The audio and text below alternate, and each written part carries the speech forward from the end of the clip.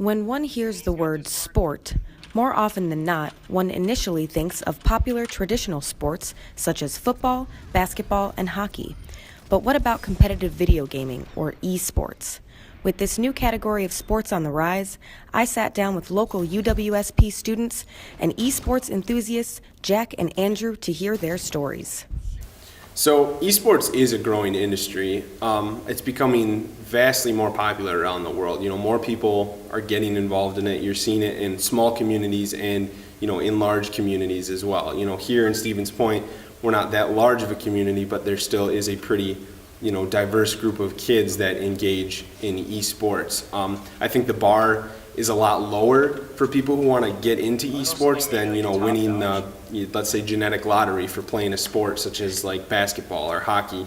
I'm not 6'5" and can slam dunk, so I can't play that sport, but I can engage in esports because I'm not able to, and I think that's a great thing. And some kids see that as an opportunity to get involved in this community aspect and this game. The bar, like I said, it's lower to get into.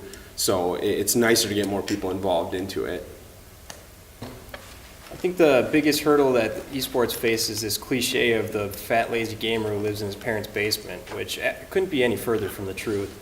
While the barrier of entry may be lower, the level of skill that it takes to become a pro gamer is equivalent or even surpasses some of the traditional sports. And I think another area that benefits esports is the little risk for injury.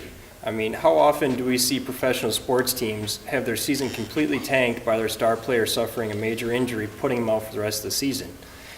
Put it quite simply, with the low risk of injury, the best are always playing the best. And I think that benefits it. Also, you look at the long-term risk of injury in many of the collision-based sports. There's athletes that have long-term health problems just because they played a sport for 15, 20 years. With gaming, it provides a platform to make good income with little risk to your health and allowing you to enjoy the rest of your life when you're outside of competing.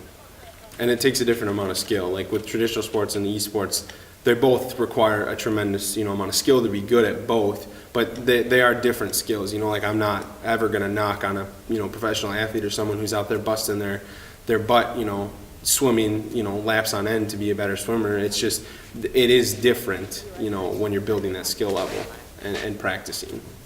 Absolutely. It's a changing world.